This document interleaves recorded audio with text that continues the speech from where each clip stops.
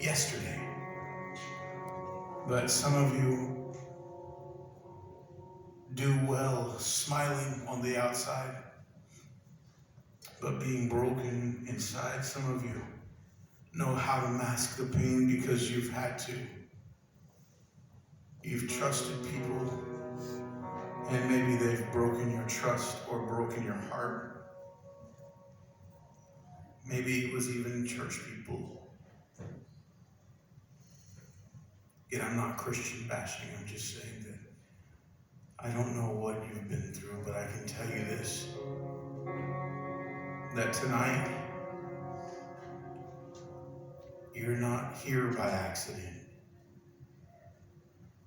You may even think it was your idea to be here this evening. But God knows what we need before we need it. And tonight, I believe it with all my heart, tonight was set aside for you and us before we were ever born. And I think sometimes we hurt and we make mistakes and we're like, we want to do good, but we just keep falling into this thing. And it was like this for me when I made the decision that I wanted to come to Jesus. I wouldn't come. I was an atheist, and my mom got saved when I was 18, right? Because I was locked up in big boy jail finally. She had come see me at the detention centers and the juvenile things.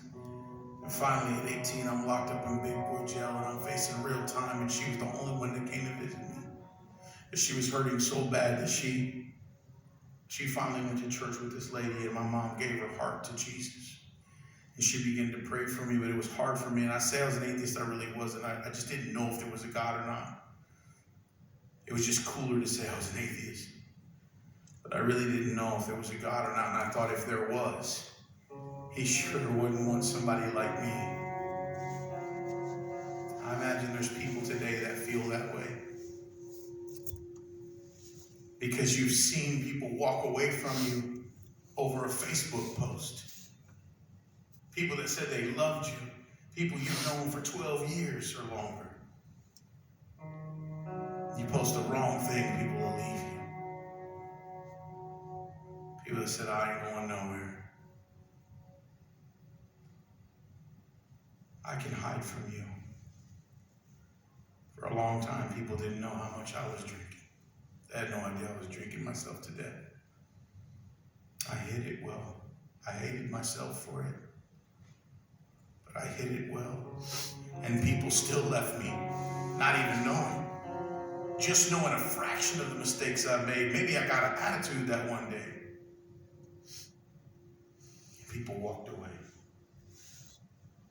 Imagine if they knew who I really was. You left me over a fraction of what I let you see. Imagine if you knew everything, but God knows everything. He must hate me.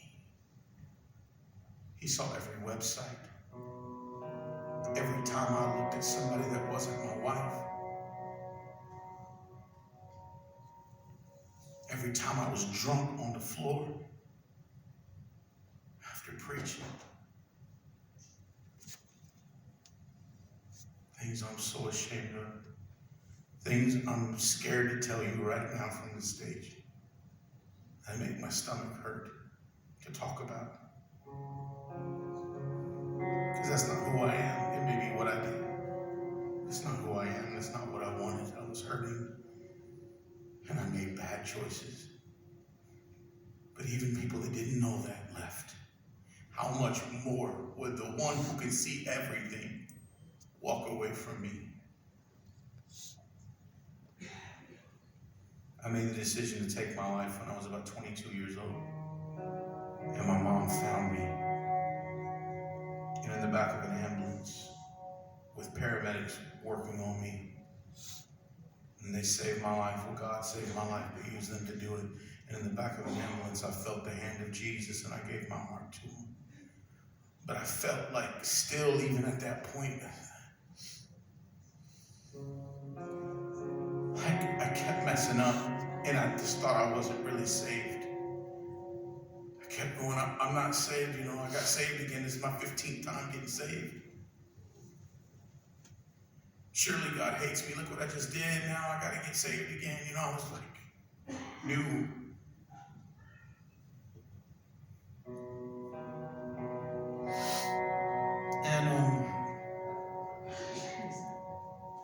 And I'd be like, if I can just fix this, God will want me again.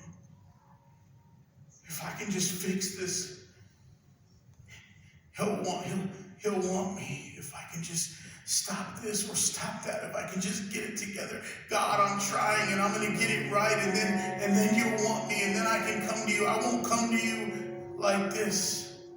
Or maybe you're like, I don't want to be like those other Christians making all those mistakes. I'll come to God when I get fixed up, because I'm not going to come to him like those hypocrites.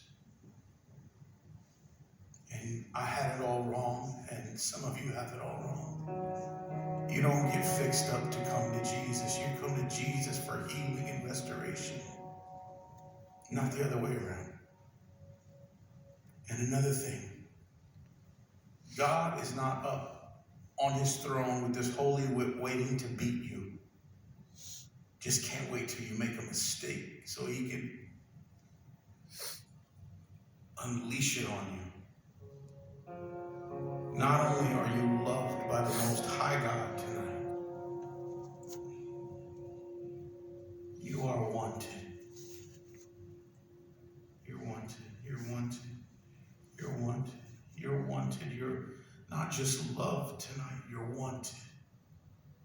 You're wanted. He wants you. Yes, he saw everything you did. He knows the crust of you. But he still hasn't changed his mind about you, even though he didn't like it. He hasn't changed his mind about you. He still loves you and he still wants you.